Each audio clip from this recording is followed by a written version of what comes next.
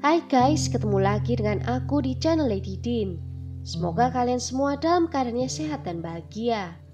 Kali ini, aku mau bercerita tentang seorang wanita yang kehilangan nyawa di tempat kerjanya. Bagaimana kisah lengkapnya? Tanpa basa-basi lama-lama, kita langsung masuk ke ceritanya ya.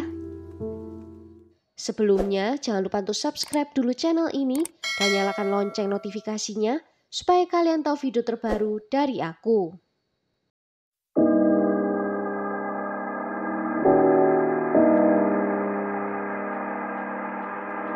She was just a really sweet and caring mom. Like, if we were sad and if we were like anything negative, she would always try her best to make sure we were the opposite.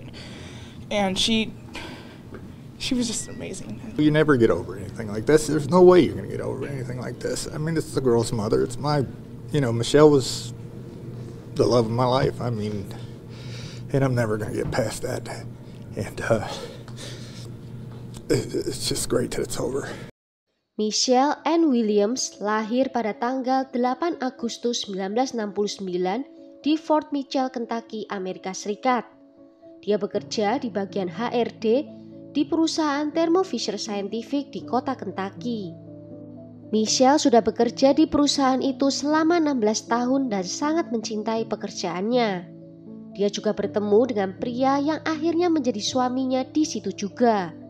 Pria itu bernama Dan Mogby dan pasangan itu menikah di tahun 2001 dan dikaruniai 2 orang putri yang mereka beri nama Madeline dan Carly.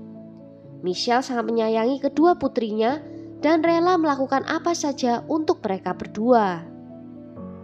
Michelle dikenang sebagai orang yang penyayang, peduli dengan sekitarnya dan suka memberi. Dan dia juga sangat dekat dengan saudara perempuannya. Saudaranya mengatakan kalau Michelle adalah panutan bagi dirinya. Terlepas dari kehidupan mereka yang sibuk, Michelle dan suaminya masih sering melakukan kencan berdua secara teratur. Dan kencan terakhir mereka adalah pada tanggal 28 Mei 2012. Michelle sepertinya menjalani kehidupan yang bahagia sebelum akhirnya terpotong secara tragis.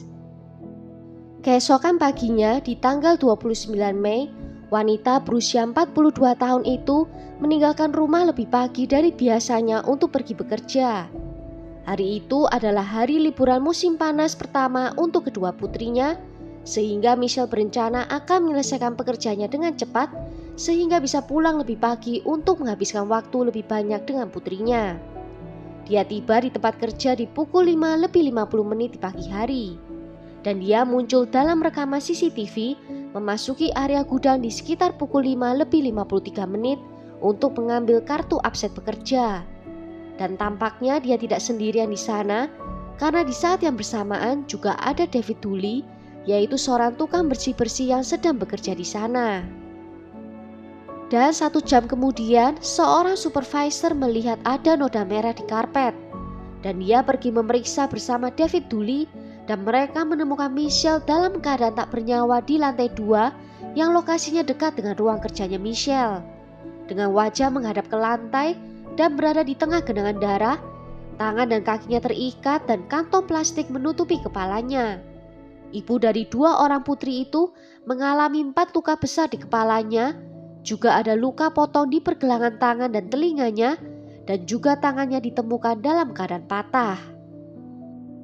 Suaminya dengan segera datang ke gudang dan dia masuk ke dalam dikawal oleh detektif yang juga menyampaikan berita menyedihkan itu. Detektif mengatakan kalau reaksinya sungguh menyedihkan untuk disaksikan. Mengingat hubungan yang baik antara Michelle dan rekan kerjanya, penyelidik mencurigai suami Michelle, apalagi ditambah berita di mana suaminya akan mendapatkan uang asuransi jiwa sebesar $700.000 atau sekitar 10 miliar rupiah. Namun akhirnya penyelidik mengeluarkan suami Michelle dari daftar tersangka karena berhasil lulus dalam tes poligraf. Dan dia juga sedang tidur di rumah saat insiden itu terjadi. Penyelidikan dipusatkan ke rekan kerja dari Michelle yang saat itu juga sedang berada di gudang yang berjumlah 13 orang. Namun satu persatu mulai berguguran dari daftar tersangka. Dari semuanya, petugas memusatkan perhatian kepada seorang pesuruh bernama David Dooley. David bekerja di sana bersama dengan istrinya, tetapi di tanggal 29 Mei itu hanya David saja yang datang untuk bekerja. Dan karena tidak ada tersangka satupun yang didapatkan dari rekan kerja, detektif mulai memikirkan apakah ada seseorang yang bertindak di luar kebiasaan.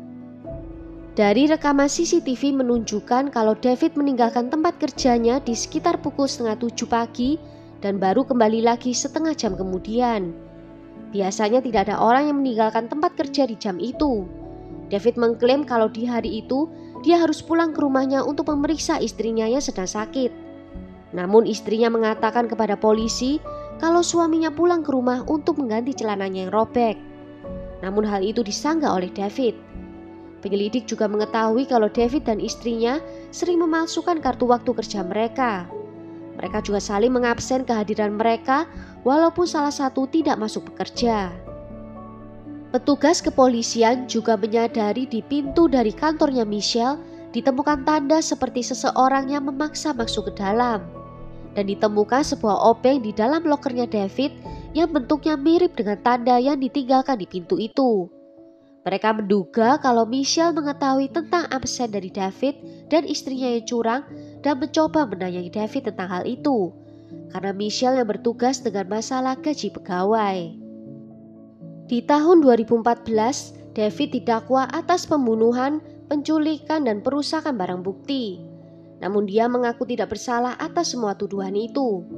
Pemeriksa medis bersaksi kalau dia yakin Michelle telah dipukuli sampai meninggal dengan alat yang mirip dengan alat untuk mengepak barang. Namun polisi tidak pernah menemukan senjata yang digunakan untuk menghabisi nyawanya Michelle.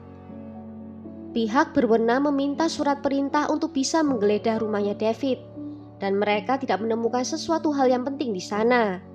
Namun sepatu boot yang biasanya dipakai David bekerja juga tidak bisa ditemukan di mana-mana.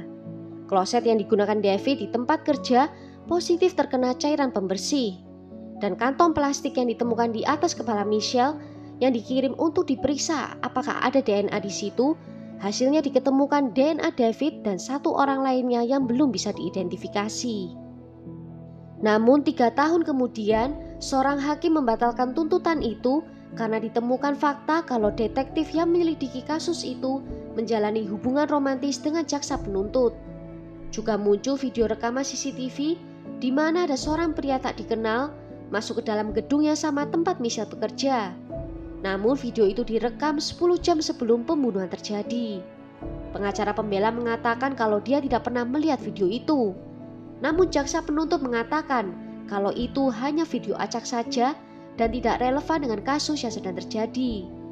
Namun David tidak setuju dan meminta untuk diadakan persidangan ulang untuknya. Selama menunggu persidangan yang akan datang, David tetap berada di penjara dengan jaminan $1 juta. Dan dalam sidang yang diulang di tahun 2019, jaksa mengeluarkan teori tentang David membunuh Michelle karena mengetahui tentang kartu kerjanya David dan istrinya yang banyak dicurangi. Namun dari pihak pembela menunjuk ke suaminya dari Michelle, mengatakan kalau dia membunuh untuk mendapatkan uang dari asuransi jiwa istrinya. Juga terlihat kalau suami Michelle melakukan penarikan uang tunai beberapa kali dengan total $400.000. Namun untuk kedua kalinya, di bulan Maret 2019, juri memutuskan kalau David bersalah atas pembunuhan dan perusakan barang bukti setelah berunding selama 6 jam. Dan di bulan April 2019, David dijatuhi hukuman 38 tahun di penjara atas pembunuhan dan tambahan 5 tahun atas perusakan bukti. Di bulan November 2020, dia juga dijatuhi hukuman 2 kali 5 tahun setelah mengaku bersalah atas 2 tuduhan yang melanggar hukum dengan anak di bawah umur. Sesuai catatan penjara, David tetap dipenjara di kompleks permasyarakatan Kentucky Timur di Liberty Barat, dan dia akan memenuhi syarat untuk pembebasan bersyarat pada tahun 2032. Well, sampai di sini dulu cerita kali ini. Bagaimana menurut kalian tentang kasus kali ini? Tulis ya pendapat kalian di kolom komentar.